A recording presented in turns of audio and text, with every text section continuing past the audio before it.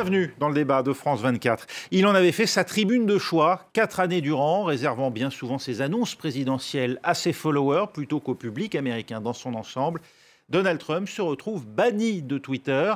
Le réseau social a fini par suspendre jusqu'à nouvel ordre le compte du président américain en citant le risque de nouvelles incitations à la violence après l'invasion du Capitole par des hordes de ses supporters mercredi dernier. Facebook et sa filiale Instagram ne sont pas en reste. Donald Trump, désormais en froid avec les géants du net, les spécialistes de cette communication directe et alternative qui ont pourtant fait sa gloire. C'est un sujet signé Johanna Citruc. Depuis jeudi, aucune nouvelle publication sur Facebook. Rien non plus sur Instagram. Les comptes de Donald Trump ont été bloqués. Sur Twitter, il a même été suspendu. Ce sont les plateformes qui en ont décidé ainsi, jugeant que l'actuel président des États-Unis avait utilisé les réseaux sociaux pour inciter ses partisans à la violence. En parallèle, Amazon a interdit à Parler d'accéder à ses serveurs. L'application de messagerie plébiscitée par l'extrême droite était hébergée par le groupe de e-commerce. Mais ces décisions posent question. Les GAFA, les géants du numérique, peuvent-ils décider de ce qui doit être dit ou censuré ? Pour le ministre français de l'économie, la réponse est non. Parce que la régulation des gens du numérique ne peut pas se faire par l'oligarchie numérique elle-même. L'oligarchie digitale est une des menaces qui pèsent sur les États et sur les démocraties. La régulation des géants du digital ne peut pas et ne doit pas se faire par les géants du digital. Elle est nécessaire, mais elle doit se faire par le peuple souverain, par les États et par la justice. Et la position française semble partagée au niveau européen, notamment par l'Allemagne. Par la voix de son porte-parole, la chancelière Angela Merkel condamne cette censure. Le droit fondamental à la liberté d'opinion est un droit d'importance élémentaire. Il est possible d'interférer avec ce droit fondamental, mais uniquement en se basant sur la loi, sur ce que la loi définit, et non sur la volonté des plateformes de réseaux sociaux. Pour éviter qu'une telle situation se reproduise, l'Union européenne a annoncé son intention de mieux encadrer les réseaux sociaux. Le mois dernier, elle a déjà renforcé sa législation pour lutter contre les abus des GAFA en matière de contenu et de concurrence. Une politique plus stricte dont pourrait bien s'inspirer Joe Biden, le prochain président des États-Unis, qui prendra ses fonctions le 20 janvier. Les géants du net ont-ils raison de museler ainsi Donald Trump? Ce faisant, ne sont-ils pas en train de s'immiscer dans le débat politique? Est-ce le rôle? Faut-il s'en réjouir ou bien au contraire déplorer qu'il ne l'ait pas fait plus tôt? On en débat avec ici même, à mes côtés, ma consoeur de France 24, Marjorie Paillon. Bonjour Marjorie. Bonjour Raphaël. Spécialiste du numérique, spécialiste des nouvelles technologies, fine connaisseuse également des États-Unis. On a pu s'en rendre compte, notamment lors des nuits électorales que France 24 a consacrées à l'élection présidentielle américaine. Je dis nuit électorale parce que on s'en souvient, l'élection a eu lieu en 2 étapes. Ouais. Également avec nous, Gérald Olivier, éditorialiste sur Atlantico.fr, auteur de Sur la route de la Maison-Blanche, c'est paru aux éditions Jean Picolec en septembre. Également avec nous, Fabrice Epelboin, entrepreneur, enseignant, spécialiste des réseaux sociaux. Bonjour Fabrice Epelboin. Bonsoir. Et puis Guillaume Brossard est avec nous, fondateur de hoaxbuster.com. À la recherche et la traque aux fake news, comme on dit, et aux hoax. On va en parler également avec vous dans un instant. En agissant ainsi, Marjorie Paillon, les géants du net coupent à Donald Trump ses principaux moyens de communication. Oui et non, j'ai envie de dire. Oui, parce que c'est la surface immergée de l'iceberg en réalité. Toutes les plateformes plus traditionnelles, Facebook, Twitter, Instagram, ce sont des réseaux par lesquels l'actuel président, encore pour quelques jours, des États-Unis, pouvait toucher massivement une partie de son électorat et au-delà même de son électorat. Ce qui est plus intéressant à partir du moment où ces comptes sont suspendus pour des périodes indéterminées, donc on ne sait pas exactement ce que ça veut dire de la part des dirigeants de ces réseaux sociaux-là, si ce n'est qu'on comprend qu'en tout cas jusqu'au 20 janvier midi, ces comptes seront maintenus fermés pour éviter que les discours ne continuent à enflammer la politique américaine. Ce qui est intéressant de voir, c'est la façon dont maintenant cette foule de supporters de Donald Trump est en train de se recomposer sur d'autres réseaux, d'autres plateformes qui ont toujours été là. Certains ont été lancés en 2016, en 2018, mais commencent à connaître un engouement forcément beaucoup plus massif parce que c'est finalement la place dans laquelle cette expression alt-right, d'alternative de droite, est en train de se recomposer, de se ressourcer même, de se régénérer et voire même de se réenflammer, si j'ose dire. On a parlé de Parler, qui est cette plateforme qui a été notamment lancée et financée par Rebecca Mercer, la fille de Robert Mercer. Robert Mercer, pour ceux qui n'auraient pas le sous-texte ou le contexte des épisodes précédents, c'est ce financier pionnier de l'intelligence artificielle. Pour le coup, c'est un vrai tech au sens pur et dur du terme. Décrit quasiment comme un génie, par ceux qui l'ont approché. C'est vraiment un des pionniers de l'intelligence artificielle, pour le coup, mais qui a toujours eu dans ses investissements massifs en matière de technologie une idée clé, se dire que la data et l'intelligence artificielle peuvent influencer l'opinion. Et ça, il l'a fait, souvenez-vous des épisodes précédents, en investissant massivement dans Cambridge Analytica, cette société de data analytics britannique qui avait en 2016 été notamment une des contributrices, si j'ose dire, à l'élection de Donald Trump. Steve Bannon dans l'entourage de Donald Trump, c'est lui. C'est lui aussi, via Breitbart. Breitbart a été massivement financé par Robert Mercer. Et c'est notamment Rebecca Mercer, sa fille, qui a suggéré, murmuré à l'oreille de Donald Trump pour que Steve Bannon devienne directeur de campagne en 2016. Donc on voit que quand même le cas de Parler ou Parler, en fonction de la façon dont vous les prononcez, qui est en fait un clone de Twitter dans son utilisation, dans sa façon de fonctionner, c'est intéressant parce que ça veut dire que l'ensemble finalement des plateformes, encore une fois plus traditionnelles, ont réagi tout de suite. Apple et Google en sortant Parler de leurs magasins respectifs d'applications, et puis surtout Amazon via sa filiale AWS, qui est sa filiale cloud, sa filiale d'hébergement aussi, qui a décidé de suspendre l'utilisation du service par Parler. Donc là, on est en train de voir qu'il y a visiblement un afflux massif de ces communautés de droite alternative vers d'autres réseaux, mais on en parlera tout à l'heure. On va voir la migration de ces communautés, mais d'abord, Guillaume Brossard, vous qui êtes pour une régulation du net, vous trouvez que c'est le rôle aujourd'hui de ces plateformes, de ces réseaux sociaux en fait, de bannir tout simplement l'utilisateur Donald Trump pour le contenu de ses messages? Alors, Donald Trump n'est pas qu'un utilisateur lambda, c'est quand même en premier lieu le président des États-Unis. Donc, c'est forcément un peu compliqué pour une plateforme, quelle qu'elle soit, de décider unilatéralement de supprimer purement et simplement son compte. Bon, après, ceci dit, Donald Trump a quand même laissé passer, ou en tout cas proféré, des dizaines de milliers de mensonges différents, sans que ça lui pose jamais aucun problème et sans que ça pose jamais aucun problème aux plateformes concernées. Est-ce que vous dites que je suis pour une régulation des plateformes? Je suis surtout pour que la liberté d'expression, en tout cas en France, soit respectée en tant que telle et non pas que les plateformes prennent le pas sur les législations nationales. Alors après, on va me rétorquer qu'en fonction du pays, les législations n'étant pas les mêmes, c'est très compliqué d'adopter une régulation commune. Mais ça, moi, c'est pas mon problème. Mon problème n'est pas là. Mon problème, il est qu'en fonction des pays dans lesquels on se trouve, il y a des lois qui sont applicables à l'ensemble des citoyens et qui ne le sont pas sur ces plateformes-là. Et à partir de là, je trouve qu'il y a effectivement un petit souci de cohérence. Après, voilà, que Twitter décide de son côté de supprimer le compte de Donald Trump, je veux dire, quand on ouvre un compte sur ces plateformes-là, on signe tous leur CGU et en conséquence, on sait à quoi on s'expose. Conditions générales d'utilisation. Oui, voilà. Après, le souci qu'il y a, c'est que bien que ce soit des entreprises privées, donc elles font absolument ce qu'elles veulent, surtout qu'elles dépendent d'une législation étrangère. Le souci, c'est qu'elles sont bien souvent beaucoup plus puissantes que les États eux-mêmes. Elles sont devenues beaucoup plus puissantes que les États eux-mêmes. Et ça, je pense que ça pose des vrais problèmes de société auxquels il devient urgent de répondre, de mon point de vue. Ça pose deux questions. En tout cas, sur le fait de savoir s'il était de la responsabilité de ces réseaux sociaux, Gérald Olivier, de couper la chic à Donald Trump dans la mesure où il se répandait en propos non seulement parfois fallacieux, mais incendiaires, et qu'il portait une responsabilité dans l'invasion du Capitole. Est-ce que vous trouvez effectivement que cette décision est justifiée de la part de ces réseaux sociaux ? Non, elle est ni justifiée ni acceptable. Et d'abord, elle ne se limite pas à Donald Trump. Elle ne commence pas aux événements de mercredi. Elle concerne 75 millions d'électeurs qui ont voté pour lui, qui vont bien au-delà de ce qu'on peut appeler la droite alternative, l'alt-right. Et ça a commencé bien avant ce bannissement, puisque depuis l'élection présidentielle, quand Trump tweetait, il y avait ce petit avertissement qui vous disait « Attention, les affirmations ne sont pas fondées, etc. etc. » Il est évident que si on mettait ça si on mettait tout le monde à la même enseigne, un tweet sur 2 aurait besoin d'un tel avertissement, parce que ce qu'on lit sur Twitter est toujours invraisemblable, est toujours exagéré. Si on applique ce traitement... Les plateformes ont été partisanes dans la campagne. Ah, c'est une évidence. Et aujourd'hui, on peut le prouver d'un point de vue politique. Il suffit de regarder les financements de campagne.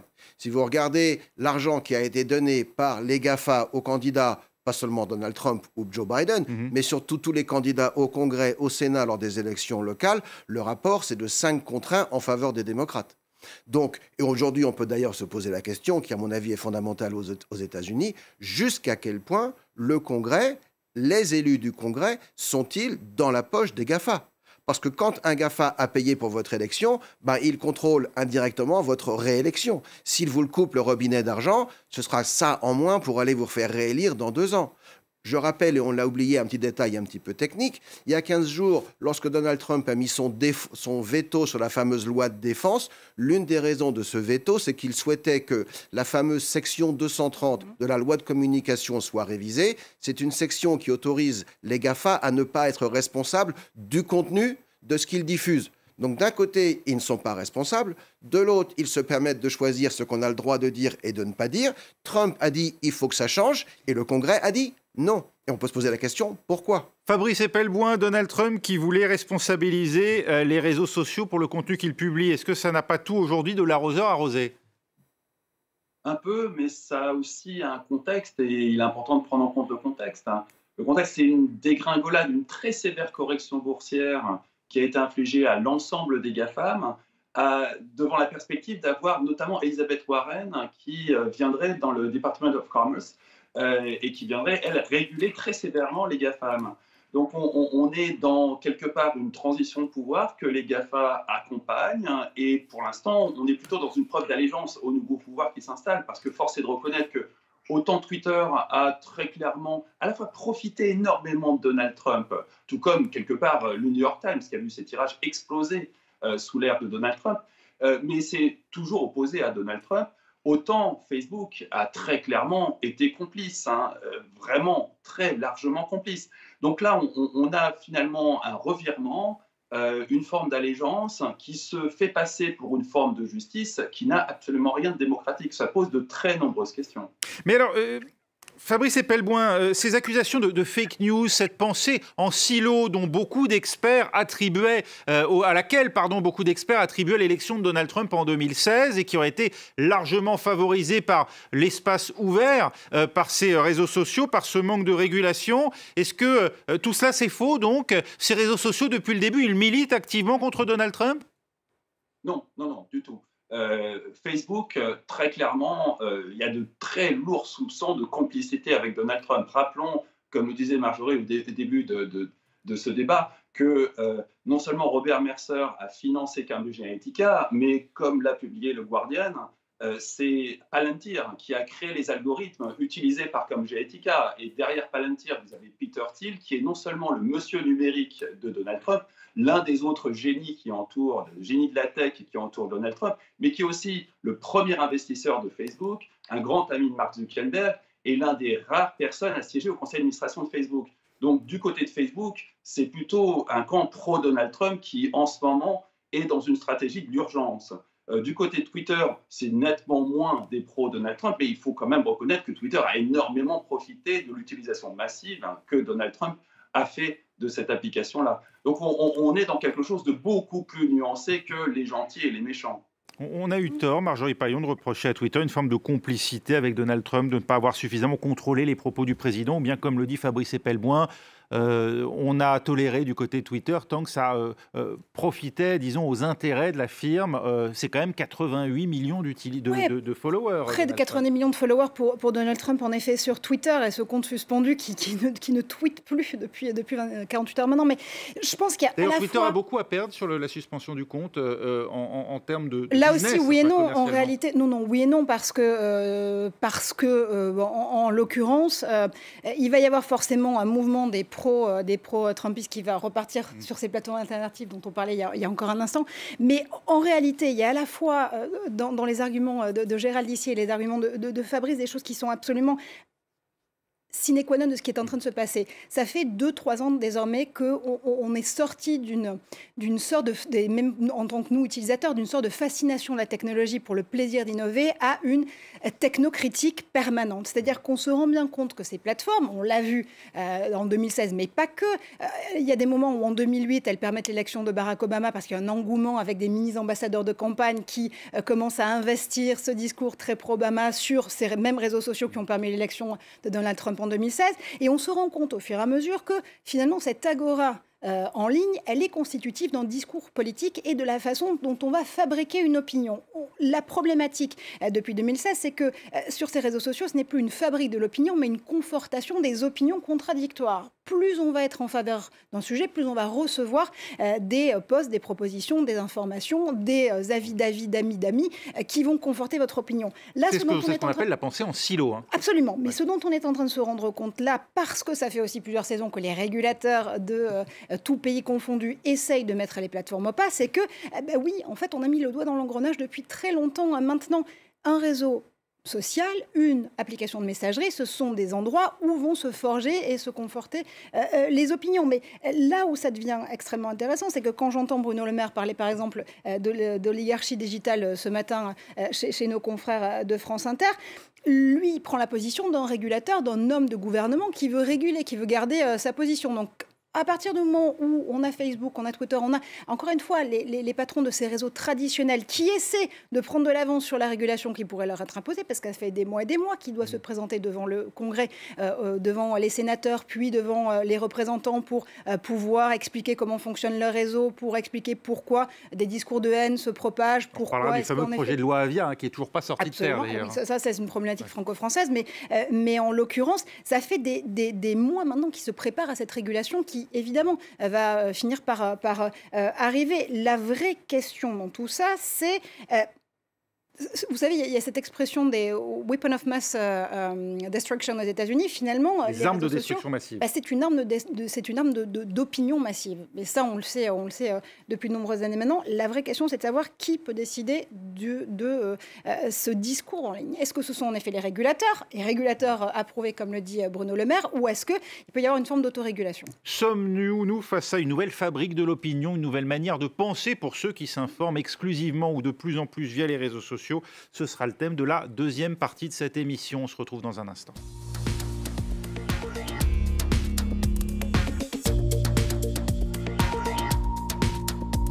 RFI.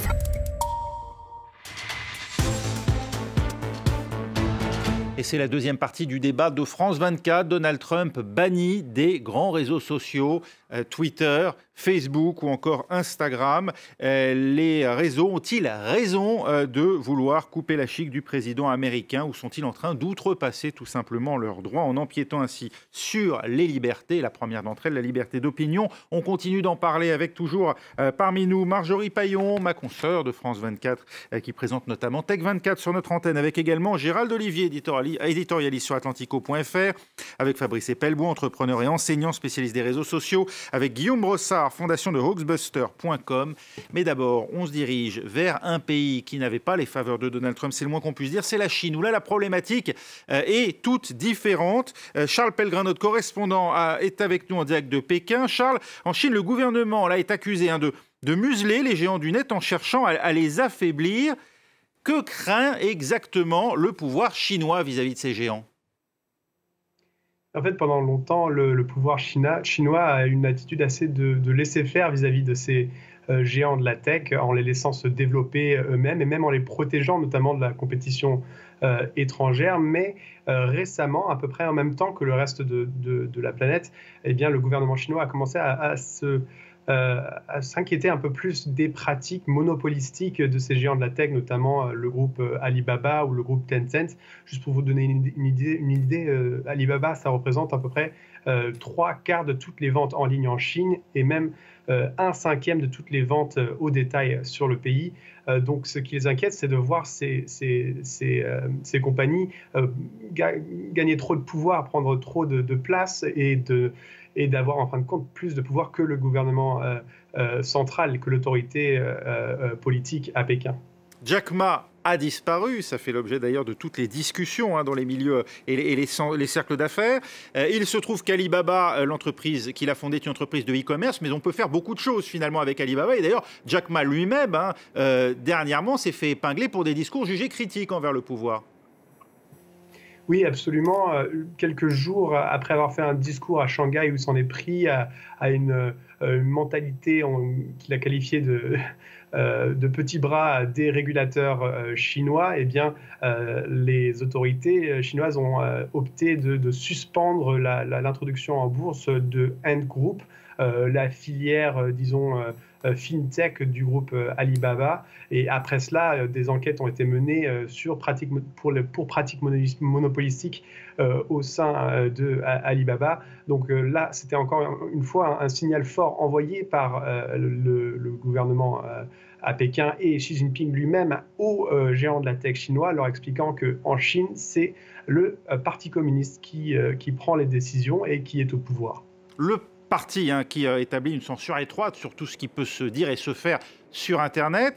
Il agit aujourd'hui pour préserver les intérêts du marché chinois et notamment, vous le disiez, face à des pratiques qu'il craint monopolistiques. Mais est-ce qu'il craint l'émergence d'un nouveau pouvoir qui pourrait demain peser sur la manière dont s'informent les Chinois ? Il y a cette crainte, mais malgré tout, depuis le début, c'était un peu le contrat qui a été signé avec ces compagnies, c'est qu'elles auraient le droit de se développer et de grandir et d'être protégées du marché international, mais il fallait toujours se ranger du côté du parti pour ce qui était de l'emprise sur le discours, de la façon de présenter les choses et de pouvoir contrôler ce qui est dit sur les réseaux sociaux.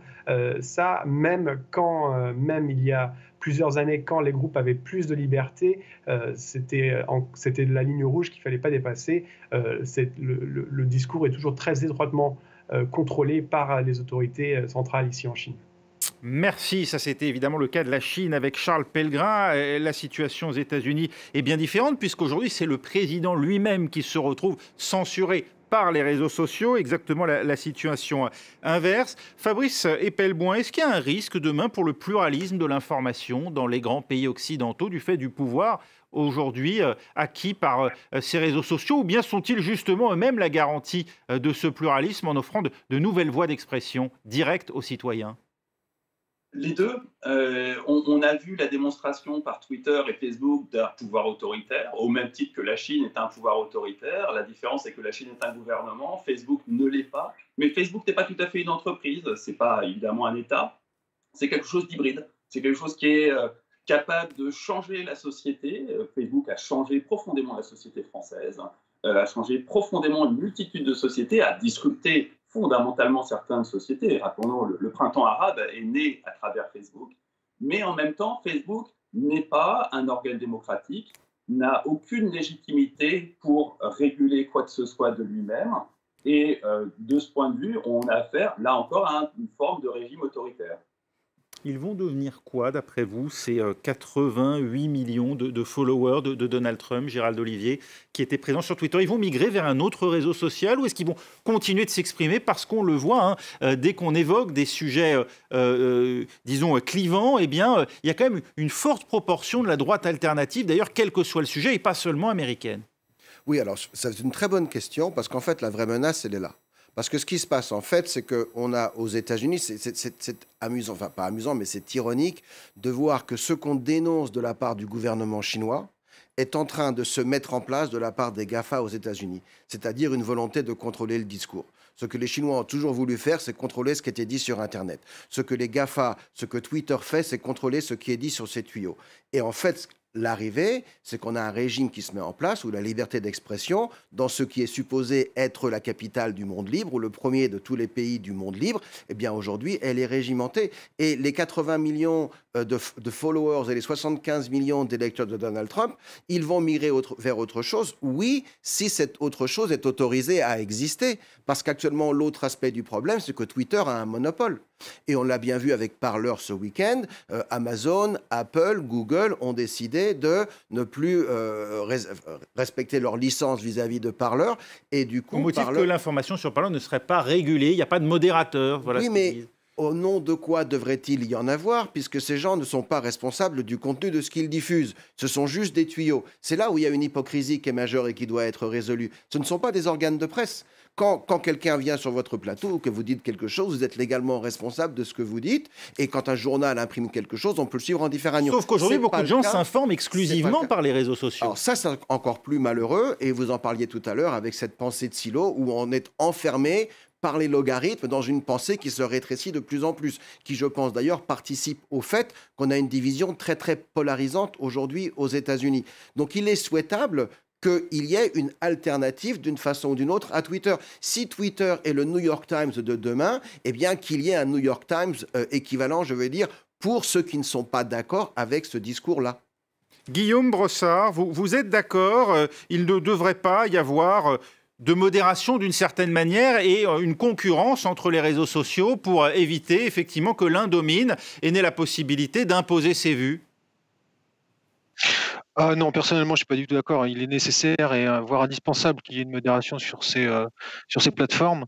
Encore une fois, la liberté d'expression, ça n'est pas tout pouvoir dire. Il y a quand même des limites à ça. Et il est important que cette liberté soit cadrée aussi bien dans la vie quotidienne, dans la vie de tous les jours, et sur des plateformes virtuelles pour lesquelles il est important qu'on ne puisse pas tout et n'importe quoi dire. Enfin, c'est mon point de vue. Après, j'ai envie de rebondir un peu sur la partie est-ce que les 88 millions de followers de Donald Trump vont migrer sur d'autres plateformes qui sont pour le moment embryonnaires, il faut le rappeler, et qui sont très loin d'avoir les infrastructures nécessaires pour recevoir le nombre de personnes qui sont actuellement sur des plateformes type Twitter ou Facebook. Elles n'en ont pas non plus du tout les moyens. Faut pas oublier que Facebook et Twitter sont principalement des agences de pub. Enfin, eux, leur business model, c'est la publicité. Et sur ces plateformes alternatives, pour le moment, il n'y a pas de publicité. Ils n'ont pas de business model, si ce n'est un modèle payant par l'internaute. Et je ne pense pas qu'en dehors des fans de Donald Trump, les gens seront prêts à payer pour aller sur ces plateformes tant que Twitter ou Facebook ou autres continueront d'exister. Comment vous expliquez, vous Guillaume Brossard, tout de même, la présence de la droite alternative ou des droites alternatives sur ces grands réseaux sociaux que sont Twitter, plus encore que Facebook, dès lors qu'on lance un thème un tant soit peu clivant, il y a un déluge de messages, souvent d'ailleurs de la part de la même tendance politique?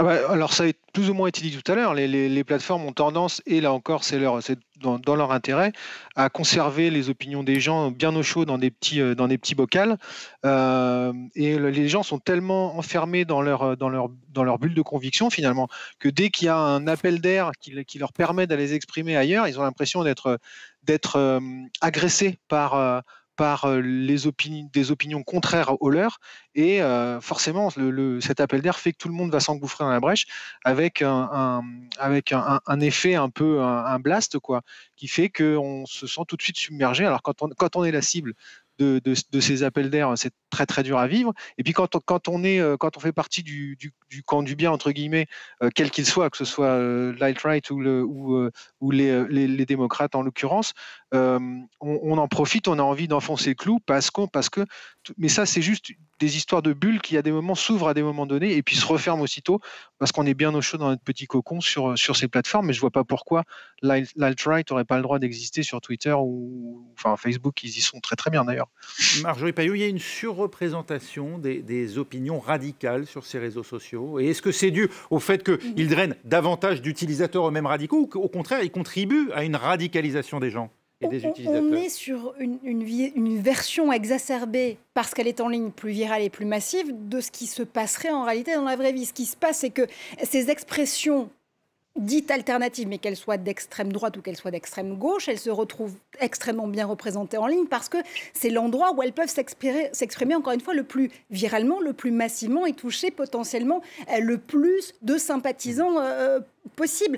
Mais ce que disait Guillaume et ce que disait Fabrice est extrêmement juste. C'est-à-dire que tout à l'heure, quand on se posait la question de savoir si le fait de bannir Donald Trump de Twitter, ça allait profiter à Twitter ou pas, ça ne fait que conforter les gens dans leur opinion. Les détracteurs de Donald Trump sont confortés dans le fait de se dire que c'est une bonne chose que ce président sur le déclin soit banni de ce réseau social. Et ses supporters se disent, mon Dieu, mais c'est absolument terrible. Vous vous rendez bien compte que ces grandes plateformes de la Silicon Valley sont vendues aux médias et au pouvoir libéral. Donc, allons vite sur des médias alternatifs sur lesquels on va pouvoir parler entre nous, on va pouvoir défendre la liberté d'expression, parce que c'est bien de ça dont il s'agit. Chacun veut défendre sa vision de la liberté d'expression, mais la vision de la liberté d'expression d'un QAnon n'est pas forcément la même que celle d'un supporter de Joe Biden, si vous voulez ce que je veux dire.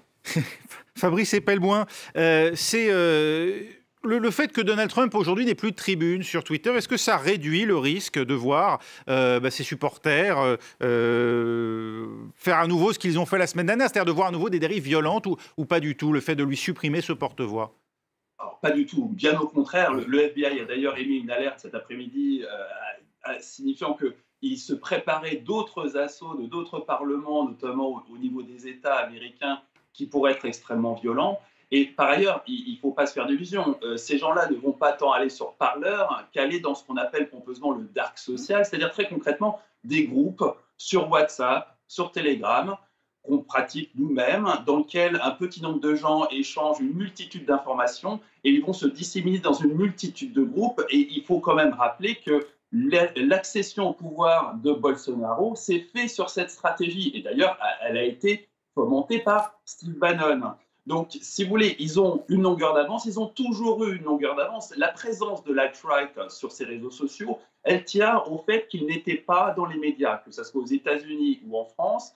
Ils n'étaient pas représentés dans les médias. Donc, dès la fin des années 90, ils ont investi Internet à l'époque où personne n'y prêtait la moindre attention.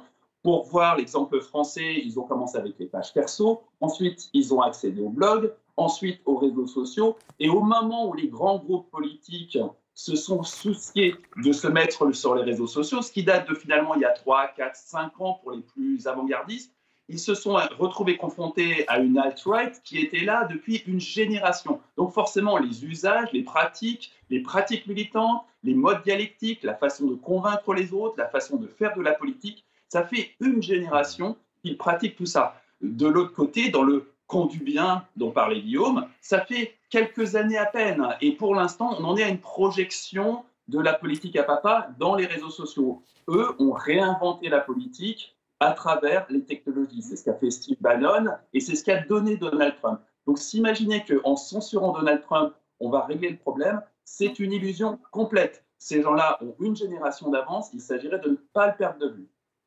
Gérald Olivier, Donald Trump a poussé l'usage des réseaux sociaux à un niveau jamais observé pour un président. Trump parti, que restera-t-il de cette forme de communication directe instaurée avec 90 millions de followers? Est-ce que son successeur peut revenir à un mode de communication plus traditionnel d'après vous? Est-ce que c'est terminé? Bien sûr, parce que son successeur n'aura pas le problème qu'avait Donald Trump. Pourquoi est-ce que Donald Trump passait par Twitter? Parce que par Twitter, sa communication était non filtrée. S'il passait par CNN, on l'attaquait. S'il passait par le New York Times, on l'attaquait. On altérait son propos. Trump était contre les médias dominants, le mainstream media en anglais, parce que ces médias étaient contre lui. Et donc il faisait simplement leur rôle de journaliste en portant la contradiction. Eh bien, qu'il le fasse avec Biden, et on va voir s'ils sont capables de le faire. Il suffit de regarder une conférence de presse de Joe Biden pour se rendre compte que le journaliste de CNN n'a pas du tout la même approche vis-à-vis de lui qu'il avait vis-à-vis de Donald Trump. On avait une approche qui était hostile, confrontationnel vis-à-vis de Donald Trump. D'ailleurs, Donald Trump en a joué pendant un certain temps. En 2016, il a profité de cette opposition. Devenu président, il a carrément nié, je veux dire, non pas la réalité de cette presse, mais il a continué à jouer contre elle parce qu'il savait que ça servait son camp. Maintenant, pour ce qui est de l'avenir, et pour en revenir sur ce que disait l'un de vos intervenants, M. Fabrice, voilà, en l'occurrence, je suis entièrement d'accord que le résultat sera inverse de ce qu'on veut, ce qu'on attend, c'est-à-dire qu'au contraire, ça va radicaliser les gens. Je vous rappelle que c'est Martin Luther King qui avait dit à un moment que la violence est le langage de ceux qui n'ont pas de voix. Donc vous privez les gens de ce moyen de communication, vous ne leur laissez pas d'autres moyens d'expression que la violence. Ça, c'est la première chose qui est comment dirais-je, fondamentale. Et puis l'autre, c'est évidemment celle de la liberté d'expression dans le pays qui devrait en être le phare. Et moi, ce qui me chagrine le plus dans cet événement, c'est qu'on a vu des gens se réjouir qu'on ait coupé le Twitter de Donald Trump. On ne devrait pas se réjouir que la liberté d'expression soit censurée de manière arbitraire par quelqu'un que personne n'a élu et qui n'a d'autre capacité que son propre pouvoir acquis par la technologie, l'argent et autres, mais qui n'a aucune légitimité intellectuelle, juridique, législative pour faire ce qu'il fait. Et que certains s'en réjouissent aux États-Unis, ça, je trouve que c'est problématique. Guillaume Brossard, faut-il souhaiter à l'avenir que les prochains présidents des États-Unis ou d'ailleurs renouent avec les médias plus traditionnels et s'éloignent des réseaux sociaux? Est-ce qu'il y a un risque que, disons, le public qui ne s'informerait que par le biais, encore une fois, de ces réseaux pense différemment du reste de la société, que ça fasse évoluer éventuellement les logiques comportementales? Je ne suis pas certain que déjà, je pense que la manière de faire de Trump était vraiment très spécifique à sa personnalité. C'est quelqu'un qui est capable de proférer un mensonge énorme que tout le monde peut constater et s'enfermer dans ce mensonge-là. Il aura beau être débunké autant de fois qu'on voudra et devant lui, et voire même des journalistes peuvent lui poser la question, il continuera à, quoi qu'il en soit, à nier. C'est assez rare, à mon avis, dans le monde politique aujourd'hui, quelqu'un qui est capable de maintenir ce cap-là avec autant d'aplomb. Oui. D'un autre côté, Trump avait quand même des médias qui allaient bien dans son sens. Fox News, on va dire que c'est un peu le concurrent de CNN en termes sur l'échelle politique. Et ils ont devant en termes d'audience. Et devant en termes d'audience. Donc ils ont tout à fait joué le jeu du président de la République en cours. Donc il n'avait pas que Twitter comme tribune, c'est ce que je veux dire. Il a aussi One American News Network, qui là est encore plus à droite que Fox News. Donc non, il est pas seul à diffuser sa voix. Donc sa stratégie d'utilisation des réseaux sociaux, je ne sais même pas si c'est une stratégie, d'ailleurs c'est juste que je pense que c'est son moyen de parler préféré, lui a bien servi pendant toutes ces années, mais bon, quand on fait le compte du nombre de fake news qu'il a publié, le résultat est quand même assez phénoménal. On en est à pas loin de 23 000, je crois, dans les 4 ans de son mandat. Effectivement, ça a été compté par des médias qui ne lui sont pas forcément hyper favorables. Mais quoi qu'il en soit, on ne devrait pas être très loin de ce chiffre-là. Est-ce que les prochains hommes politiques, y compris en France, vont revenir à des moyens, à une forme de communication sur des médias plus traditionnels? Je ne pense pas de toute façon, encore une fois, qu'ils iront sur la façon de faire de Trump. En l'occurrence, je ne crois pas qu'il y ait aujourd'hui, à part des hommes politiques extrêmement populistes, type Bolsonaro, c'est une posture qui, à mon avis, est très difficile à tenir sur la durée. Voilà, et par leur porte plainte contre Amazon qui l'a expulsé de ses serveurs. Marjorie Paillon, en un mot, il a ringardisé les autres modes de communication, quel que soit le contenu. Donald Trump, à l'avenir, on ne pourra plus se passer des réseaux sociaux lorsqu'on communiquera. On pourra même faire des annonces directement sur les réseaux sociaux. Je pense qu'à l'avenir, on fera ce qu'on fait aujourd'hui. On essaiera de ménager la chèvre et le chou. On utilisera tous les médias à sa disposition pour pouvoir communiquer, qu'ils soient plus traditionnels ou qu'ils soient plus digitaux.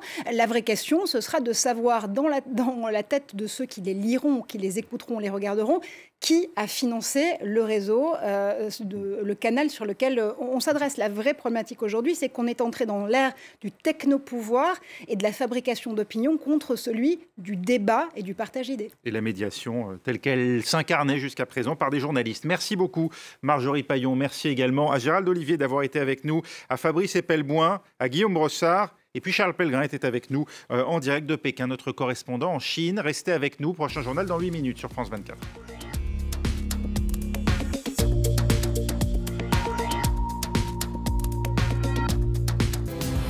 L'essentiel de l'actualité européenne. Un débat